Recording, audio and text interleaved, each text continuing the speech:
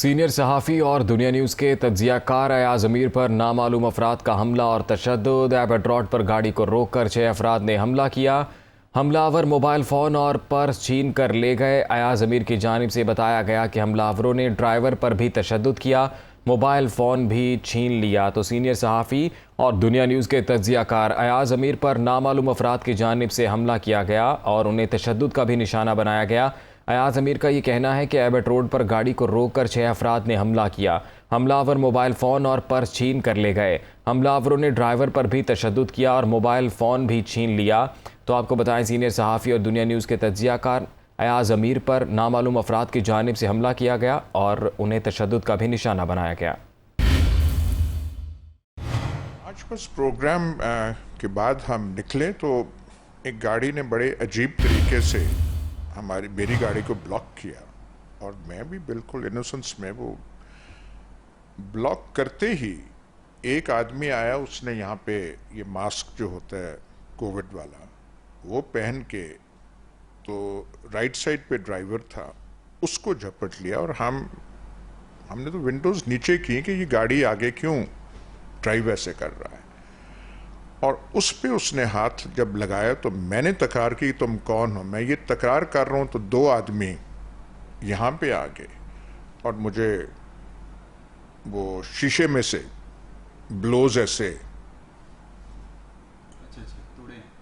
ایسے مارے، اور پھر کھینچ کے باہر زمین پہ گرا دیا، اور وہاں بھی اسالٹ باقاعدہ وہ ہوا۔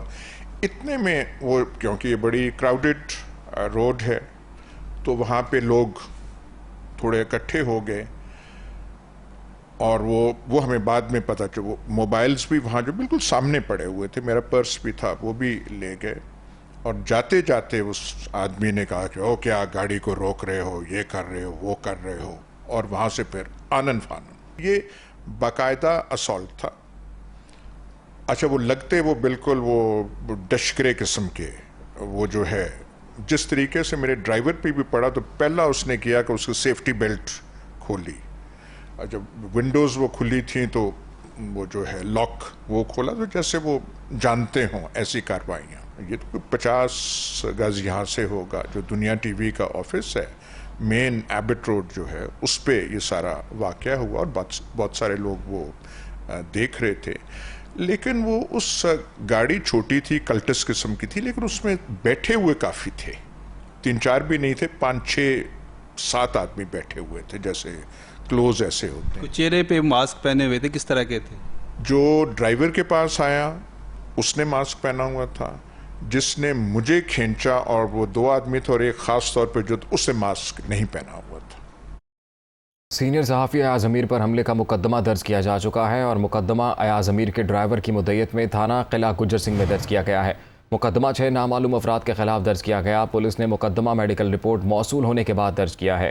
سینئر صحافی ایاز امیر پر حملے کا مقدمہ درج کیا جا چکا ہے۔ مقدمہ ایاز امیر کے ڈرائیور کی مدعیت میں تھانہ قلعہ گجر سنگھ میں درج کیا گیا ہے۔ FIR کی کاپی دنیا نیوز کی ٹی وی اسکرین پر ملاحظہ کی جا سکتی ہے۔ مقدمہ 6 نامعلوم افراد کے خلاف درج کیا گیا ہے۔ اور آپ کو یہ بھی بتائیں کہ پولیس نے مقدمہ میڈیکل رپورٹ موصول ہونے کے بعد درج کیا ہے، اور میڈیکل رپورٹ کے مطابق تشدد بھی ثابت ہوا ہے، جس کے بعد یہ مقدمہ درج کیا گیا ہے۔ سینئر صحافی ایاز امیر پر حملے کا مقدمہ درج کیا جا چکا ہے۔ پولیس نے یہ مقدمہ میڈیکل رپورٹ موصول ہونے کے بعد درج کیا۔ میڈیکل رپورٹ میں بھی تشدد ثابت ہوا ہے، جس کے بعد پولیس نے یہ مقدمہ درج کیا ہے۔ مقدمہ ایاز امیر کے ڈرائیور کی مدعیت میں تھانہ قلعہ گجر سنگھ میں درج کیا گیا ہے۔ سینئر صحافیوں اور تجزیہ کاروں نے ایاز امیر پر حملے کی شدید مذمت اور ملزمان کی فوری گرفتاری کا مطالبہ کیا ہے۔ کامران خان نے کہا، ایاز امیر پر حملہ آزادی صحافت پر حملہ ہے۔ مجیب الرحمان شامی کا کہنا تھا، واقعہ شرمناک حرکت ہے، پنجاب حکومت فوری نوٹس لے۔ حسن عسکری بولے، حکومت صحافیوں کے حقوق کا تحفظ یقینی بنائے۔ سہیل وڑائچ، سلمان غنی، کامران شاہد نے کہا، یہ سب صحافیوں پر حملہ ہے۔ قاسم خان، سلیم صافی، ارشد شریف اور حبیب اکرم کا کہنا تھا کہ اختلاف کا جواب تشدد سے نہیں دیا جا سکتا۔ اس میں کوئی شک نہیں ہے کہ ایاز امیر صاحب کو صرف ان کی پیشہ ورانہ مصروفیت کی وجہ سے یا ان کی پیشہ ورانہ کام کی وجہ سے نشانہ بنایا گیا ہے۔ خود اس حکومت کے لیے ایک بہت بڑی شرم کا مقام ہے دقیقوں سے دیکھ رہے ہیں اور ایک کے بعد ایک واقعہ ہوتا ہے، اس میں اظہار رائے کی آزادی کو کچلنے کی کوشش کی جاتی ہے۔ میرا شہباز شریف صاحب سے کہنا یہ ہوگا کہ وہ اگر ان کے نزدیک اور پھر پاکستان میں اس بات کی اجازت نہیں دینا چاہتے کہ اظہار رائے کی آزادی ہو اور اس تکلیف کو وہ سہنے نہیں چاہتے کہ جو ہو، آج کل قانون وہ دن رات بنا رہے ہیں، پارلیمنٹ ان کے سامنے سرنگو ہے، ایک قانون بنا دیں اور اس کے ذریعے اس اظہار رائے کی آزادی کو، آزاد میڈیا کو ہمیشہ کے لیے سلب کر دیں۔ نہ ہوگا بانس نہ بجے گی بانسری، اس کی جتنی بھی مذمت کی جائے کم ہے۔ اور یہ تو میں نہیں کہوں گا کہ ان کو گرفتار کیا جائے، کیونکہ یہ تو سوال ہی پیدا نہیں ہوتا، نہ ہی ایسا کبھی ہوا ہے اور نہ ہی ایسا کبھی ہوگا۔ کوئی بھی شخص جو ہے پاکستان کا شہری وہ اس کی مذمت کرے گا اور اس پر احتجاج کرے گا، جو اس کے ذمہ دار ہیں ان کو بالفور گرفتار کیا جانا چاہیے، ان کے خلاف قانون کو حرکت میں آنا چاہیے۔ یہ ہماری جو پنجاب حکومت کے لیے ایک چیلنج ہے اور ہر قیمت پر ان لوگوں کا سراغ لگانا چاہیے۔ یاد امیر صاحب جو ہمارے بڑے سینئر ساتھی ہیں، قابل احترام ہیں، ان کی کسی بات سے اختلاف کیا جا سکتا ہے، لیکن ان پہ جو ان کا حق ہے اپنی بات کہنے کا، اس طرح کوئرشن اور فورس کو استعمال کر کے کسی کے سوچ کو بدلنا یا کسی کی آواز کو روکنے کی کوشش کرنا قابل مذمت ہے، اور اس کے لیے بنیادی طور پر جو حکومت وقت ہوتی ہے اس کی بڑی ذمہ داری ہوتی ہے کہ وہ تمام جرنلسٹوں کے اور میڈیا کے لوگوں کے جو حقوق جو آئین میں دیے گئے ہیں ان حقوق کا تحفظ کرے۔ وہ لوگ جو جرنلزم کو فروغ چاہتے ہیں وہ اس قسم کے واقعات کی بھرپور مذمت جو ہے وہ کریں گے، تاکہ اس قسم کے واقعات کی کسی اور کو جرت نہ ہو۔ تو یاز امیر صاحب بہت ہی قابل احترام اور ان کی جو رائے ہے وہ بڑی معتبر ہوتی ہے اور بڑی غیر جانبداری سے اپنی اوپینین کا دفاع کرتے ہیں اور ان کی بڑی معتبر رائے ہے۔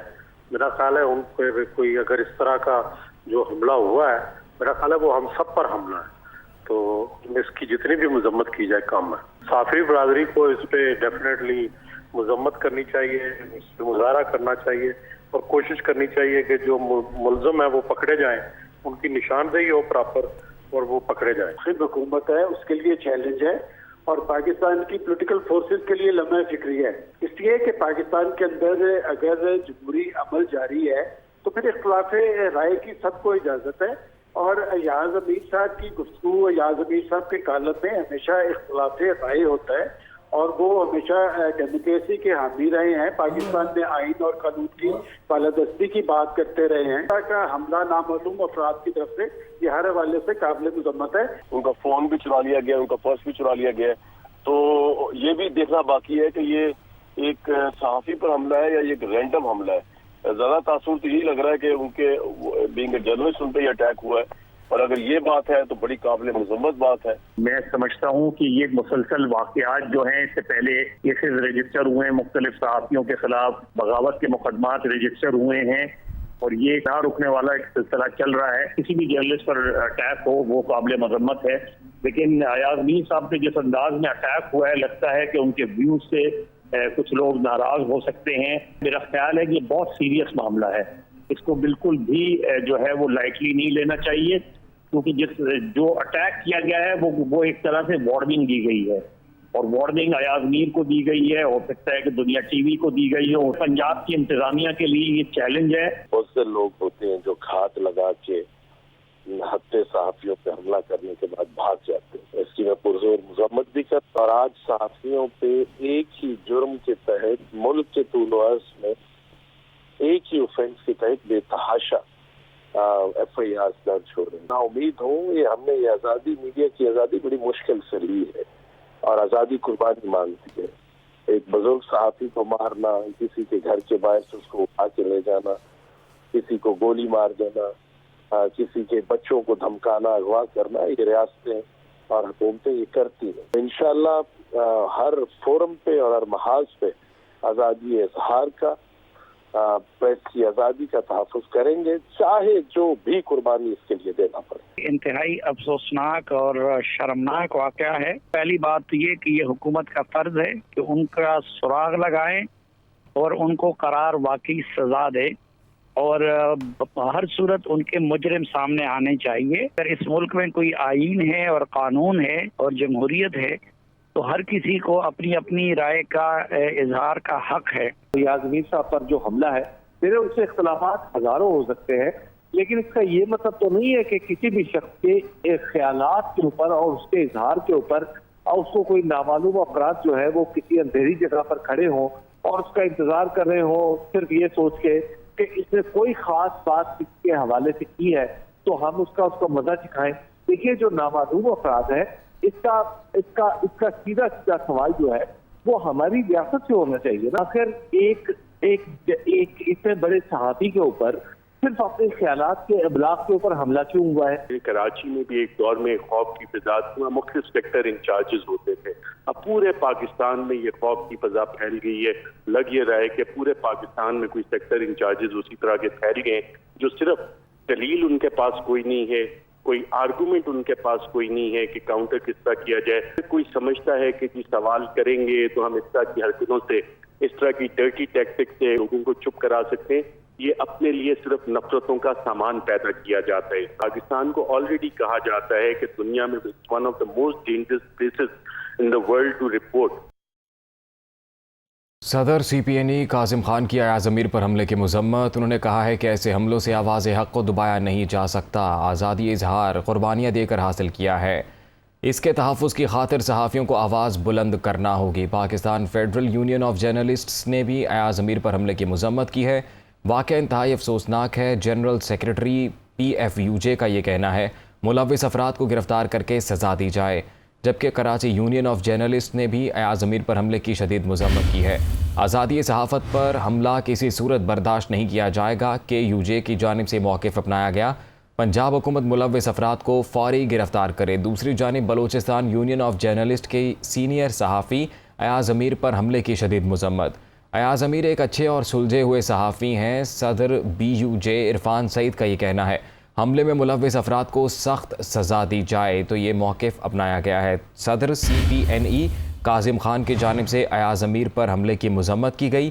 اس کے علاوہ Pakistan federal union of journalist نے بھی ایاز امیر پر حملے کی مذمت کی ہے. کراچی یونین آف جرنلسٹ کی جانب سے بھی ایاز امیر پر حملے کی شدید مذمت کی گئی اور بلوچستان یونین آف جرنلسٹ کی جانب سے بھی سینئر صحافی ایاز امیر پر حملے کی شدید مذمت کی گئی ہے. ایسے حملوں سے آواز حق کو دبایا نہیں جا سکتا. صدر CPNE کاظم خان کی جانب سے موقف اپنایا گیا. انہوں نے کہا کہ آزادی اظہار قربانیاں دے کر حاصل کیا ہے، جبکہ دوسری جانب PFUJ کی جانب سے موقف سامنے آیا ہے کہ ملوث افراد کو گرفتار کر کے سزا دی جائے اور یہ واقعہ انتہائی افسوسناک ہے. KUJ کی جانب سے موقف ہے کہ آزادی صحافت پر حملہ کسی صورت برداشت نہیں کیا جائے گا. وزیر اعلیٰ حمزہ شہباز شریف نے کہا ہے کہ پنجاب میں کئی ماہ سے آئینی بحران جاری تھا. سپریم کورٹ فیصلے کے بعد گو مگو کی کیفیت دم توڑ گئی. پرویز الہی اور PTI کا سپریم کورٹ میں الگ الگ موقف تھا. 17 جولائی کو عوام جس کے حق میں فیصلہ دیں اسے قائد ایوان منتخب ہونا چاہیے. حمزہ شہباز پنجاب اسمبلی کے باہر صحافیوں سے گفتگو کر رہے تھے. پنجاب میں جتنے آئینی بحران پچھلے 3 مہینے میں آئے ہیں یہ سارے حقائق عوام کے سامنے ہیں. میں نے صوبے کی عوام کے لیے آسانیاں پیدا کرنے کے لیے دن رات ایک کیا. سپریم کورٹ میں جو امیدوار ہیں ان کا موقف الگ تھا، PTI کا موقف الگ تھا. عدالت عظمیٰ جب یہ کیس کی سنوائی کر رہی تھی تو کہا جی اب میں عمران نیازی سے لے کے آتا ہوں، تو ان کا آپس میں بھی سوچ کا ربط نہیں تھا. میں نے عدالت عظمیٰ کو بتایا اگر میرے پاس نمبر نہ ہوتے رن آف الیکشن کے تو میں آج جج صاحب آپ کے سامنے پیش نہ ہوتا. پھر انہوں نے کہا جی کہ آپ اس کو دوبارہ الیکشن کرائیں. تو میں نے کہا یہ تو میرے لیے قابل قبول ہے. اگر 17 کو عوام فیصلہ کرتے ہیں جس کے حق میں فابیہ اس کو اپنا جو ہے وہ قائد ایوان منتخب ہونا چاہیے. 22 جولائی کا جو الیکشن ہوگا مسلم لیگ نون اس کو جیتے گی. اسپیکر پنجاب اسمبلی پرویز الہی نے کہا ہے کہ سپریم کورٹ کا فیصلہ بڑا اچھا ہے. جو چیزیں ہم چاہتے تھے وہ مانی گئی ہیں. 22 جولائی تک ہاؤس مکمل ہو جائے گا، پھر الیکشن ہوگا. اجلاس صرف پنجاب اسمبلی میں ہوگا اور رولز کے مطابق ہوگا، کوئی پسند ناپسند نہیں ہوگی. حمزہ شہباز نے بھی کہا ہے کہ کوئی سیاسی مداخلت اور پولیس استعمال نہیں کی جائے گی. فیصلے میں بھی اور خود چیف جسٹس صاحب نے کہا ہے کہ یہ بڑا اچھا اجتماعی فیصلہ ہوا ہے. اتنی دیر کا کرائسس چل رہا ہے، کئی ماہ سے پنجاب کے اندر वो आज सेटल हुआ है। कोई ये पुलिस और विक्टिमाइजेशन का अमल नहीं होगा और बिल्कुल रूल्स के मुताबिक चला जाएगा और हमारी उसमें मुशावरत भी होगी और इलेक्शन जो है वो 22 तारीख को होगा, जुमे वाले दिन, जिसमें पहले वो सारे नोटिफिकेशन हो जाएंगे। नए जो मेंबर बनने हैं, जो लोटे थे, उनकी जगह पे जो भी मेंबर बनेंगे उनका नोटिफिकेशन हो जाएगा और हाउस मुकम्मल हो जाएगा। असद उमर का कहना है कि हमजा शहबाज कभी मुंतखब वज़ीर आला नहीं थे। अदालत ने भी PTI के मौक़िफ़ पर मोहर लगा दी है। इन्हें हुकूमती मशीनरी इस्तेमाल करने की इजाज़त नहीं होगी। फवाद चौधरी ने कहा कि साबित हो गया हमजा इलेक्टेड नहीं सेलेक्टेड वज़ीर आला थे। बाबर रवान कहते हैं लीगी रहनुमा को गैर आइनी मशकूक वज़ीर आला का लक़ब मिलेगा। तहरीक इंसाफ का जो मौक़िफ़ था पहले दिन से कि ये पंजाब के अंदर जो हुकूमत बनी है वो एक गैर कानूनी हुकूमत है, इस बात के ऊपर मोहर तस्दीक की हाई कोर्ट ने पहले और सुप्रीम कोर्ट ने भी इस बात को दोहरा दिया कि हमजा शहबाज मुंतखब वज़ीर आला पंजाब कभी भी नहीं थे। कुर्सी पे तो हमजा बैठेंगे लेकिन किसी तरीके से भी अब उनका गैर कानूनी इस्तेमाल करना, हुकूमती मशीनरी को असरअंदाज होने के लिए उसकी इजाज़त बिल्कुल नहीं दी जाएगी। हमजा शहबाज का जो नोटिफिकेशन था वज़ीर आला बनने का वो कालअदम करार दे दिया गया है। महदूद इख्तियारात के साथ हमजा शहबाज जो है वो 22 तक वज़ीर आला कंटिन्यू करेंगे, क्योंकि चौधरी परवेज़ अलाई साहब ने उसके ऊपर कॉन्सेंट दे दी थी। अगरचे हमारा ये इरादा नहीं था कि टेकर चीफ मिनिस्टर के करीब रहते हुए उन्होंने अपने इख्तियारात इस्तेमाल करने हैं। हम जो बात कह रहे थे कि हमजा शहबाज इलेक्टेड नहीं सिलेक्टेड CM है, वो साबित हो गई। इलेक्टेड वो नहीं है, नोटिफिकेशन उनका एग्जिस्ट नहीं करता, उसको आर्जी तौर पे अबूरी तौर पे पता नहीं क्या नया उन्वान उनको मिलेगा, लेकिन वो एक मैं उन्वान ये समझता हूँ देना ज़्यादा ज़रूरी है, गैर आइनी मशकूक वज़ीर आला। वज़ीर आज़म शहबाज शरीफ का कहना है कि साबिक़ हुकूमत ने सस्ती गैस खरीदने का मौका जानबूझकर गंवाया। इस मामले में मुजरिमाना गफलत की गई। पन बिजली के मंसूबों में साबिक़ हुकूमत ने जानबूझकर ताख़ीर की। बिलाशुबा हालात मुश्किल हैं मगर इन पर काबू पा लेंगे।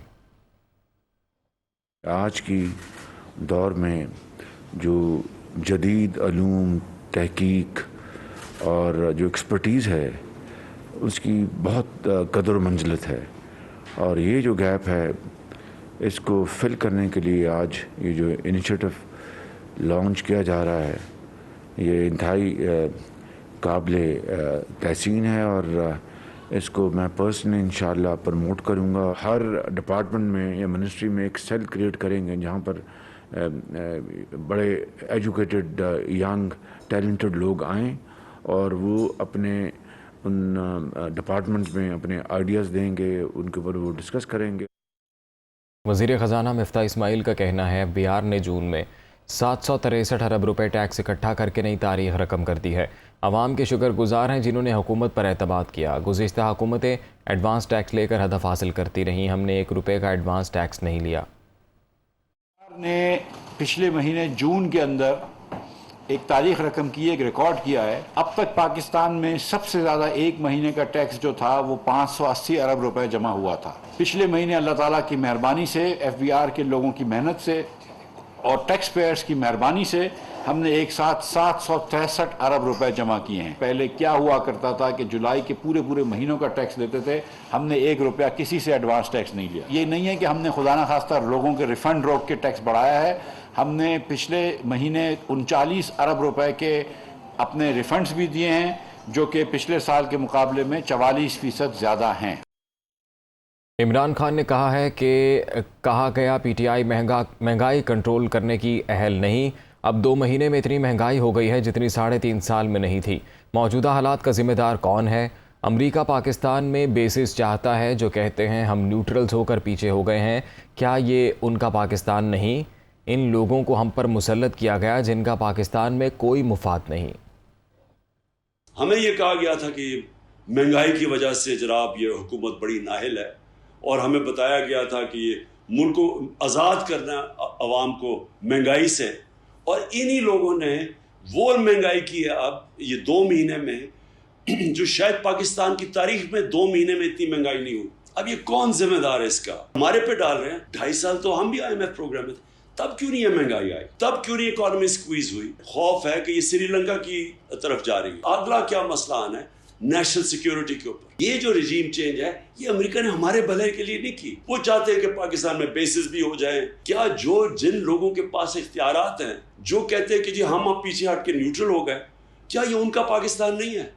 کیا اگر یہ معیشت نیچے جائے گی تو کیا ان کو نقصان نہیں ہوگا؟ جن لوگوں کو ہم نے مسلط کیا ہے کیا ان کا انٹرسٹ ہے پاکستان میں؟ ہر وقت باہر بھاگتے ہیں، NRO لے کے واپس آ جاتے ہیں. اب یہ پھر واپس آنے کی سوچ رہے ہیں. اگر ہم یہ سمجھ رہے ہیں کہ ہمارا انٹرسٹ ان چوروں کے ساتھ ہے تو اس کا کوئی مستقبل نہیں. شیخ رشید نے کہا ہے کہ ڈمی حکومت کا ایجنڈا کیسز ختم کر کے اور IMF کے اشاروں پر ناچنا ہے. یہ اپنا ملبہ دوسروں پر ڈال کر خود چلے جائیں گے. پیٹرول کے بعد جولائی میں مہنگائی کے اور ٹیکے لگیں گے. عوام کو ریلیف نہیں تکلیف ملے گی. عوامی مسلم لیگ کے سربراہ شیخ رشید نے کہا ہے کہ حکومت کو کوئی غرض نہیں کہ غریب پر کیا بیت رہی ہے. پیٹرولیم مصنوعات مہنگی ہونے کے بعد جولائی میں مزید مہنگائی ہوگی. ابھی بجلی کا بل بھی آنا ہے. ان قریب حکومت کا سیاسی جنازہ دھوم سے نکلے گا. وزیراعظم شہباز شریف سے army chief general Qamar Javed Bajwa نے ملاقات کی، جس میں ملکی سیکیورٹی کی صورتحال پر تبادلہ خیال کیا گیا. وزیراعظم شہباز شریف سے army chief general Qamar Javed Bajwa نے ملاقات کی. وزیراعظم ہاؤس میں ہونے والی ملاقات میں پاک فوج کے پیشہ ورانہ امور، سیکیورٹی صورتحال پر مشاورت کی گئی. وزیراعظم نے آرمی چیف کو سعودی اعلیٰ سول ایوارڈ ملنے پر مبارکباد بھی دی.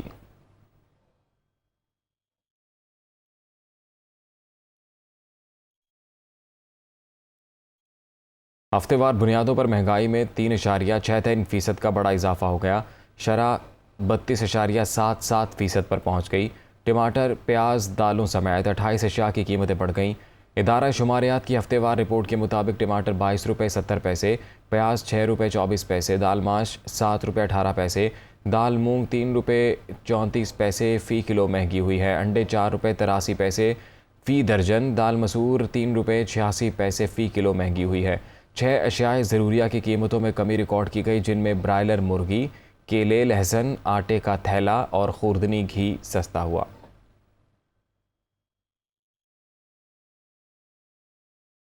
پیٹرولیم مصنوعات کے بعد LPG گیس بھی مہنگی کر دی گئی ہے. سلنڈر کی قیمت 19 روپے 62 پیسے بڑھا دی گئی ہے. اوگرا کے نوٹیفیکیشن کے مطابق LPG کی قیمت میں 1 روپیہ 66 پیسے فی کلو گرام اضافہ کیا گیا ہے. LPG کی فی کلو قیمت 220 روپے 42 پیسے مقرر کر دی گئی ہے. LPG کے گھریلو سلنڈر کی نئی قیمت 2600 روپے 97 پیسے مقرر کی گئی ہے.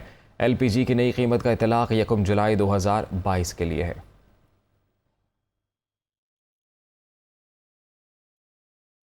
سندھ بلدیاتی انتخابات کا دوسرا مرحلہ 24 جولائی کو ہوگا. صوبائی الیکشن کمشنر اعجاز انور چوہان کا کہنا ہے کہ فوج اور رینجرز کی تعیناتی کے لیے درخواست کی جا رہی ہے. پہلے مرحلے میں چند مقامات پر بدامنی کے واقعات ہوئے. گڑبڑ کرنے والے اراکین کی رکنیت منسوخ کرنے کا اختیار رکھتے ہیں. سندھ کے مزید 3 ڈویژن جس میں کراچی، حیدرآباد اور ٹھٹہ ڈویژن شامل ہے، ان کے 16 اضلاع میں بلدیاتی انتخابات کا عمل شروع ہو چکا ہے، جس میں کاغذات نامزدگی کا پہلا مرحلہ کمپلیٹ ہو چکا ہے اور اس میں تقریباً 13,518 کاغذات نامزدگی وصول ہو چکے ہیں. 30 جون کو انتخابی نشانات بھی الاٹ کیے جا چکے ہیں. پہلے مرحلے میں 14 تھے، اس میں 16 ہیں اور 172 ریٹرننگ آفیسر رکھے گئے. ان 16 DROز میں 2 DROز الیکشن کمیشن آف پاکستان کے اپنے آفیسرز ہیں، REC ٹھٹہ اور REC حیدرآباد. باقی 14 DROز ڈپٹی کمشنرز ہیں. اس میں پولنگ انشاءاللہ 24 جولائی 2022 کو ہوگی. الیکشن کمیشن سندھ میں دوسرے مرحلے کے بلدیاتی انتخابات کے لیے آرمی اور رینجرز کی تعیناتی کے لیے میں نے الیکشن کمیشن آف پاکستان کو ریکویسٹ کر رہا ہوں اور تاکہ انتخابات کو بہتر انداز سے اور پرامن طور پہ کرایا جا سکے. سندھ میں بلدیاتی انتخابات کا دوسرا مرحلہ ملتوی کرنے کے لیے MQM نے الیکشن کمیشن کو خط لکھ دیا ہے. متحدہ نے خط میں کہا ہے کہ سندھ میں کرونا کیسز میں اچانک اضافہ ہو گیا ہے. حلقہ بندیاں بھی قانونی طور پر ٹھیک نہیں ہیں، اس لیے بلدیاتی انتخابات ملتوی کیے جائیں. MQM کا کہنا ہے کہ حتمی ووٹر لسٹوں اور کرونا کیسز میں کمی تک صوبے میں بلدیاتی انتخابات مؤخر کیے جائیں.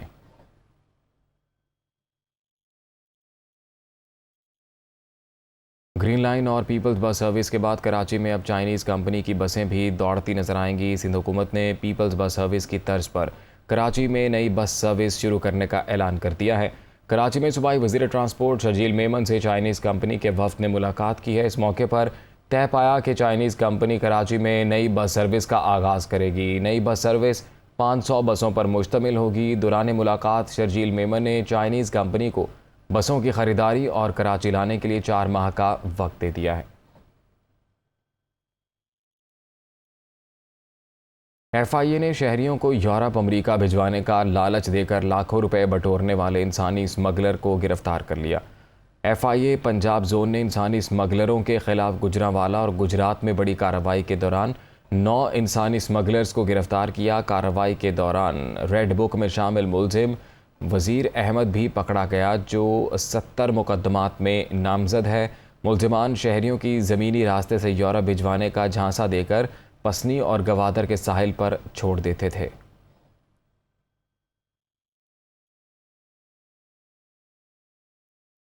بلوچستان کی ضلع کولو میں آسمانی بجلی گرنے سے 2 افراد جاں بحق اور 5 زخمی ہو گئے۔ آسمانی بجلی گرنے کا واقعہ کولو کی سب تحصیل تمبو میں پیش آیا۔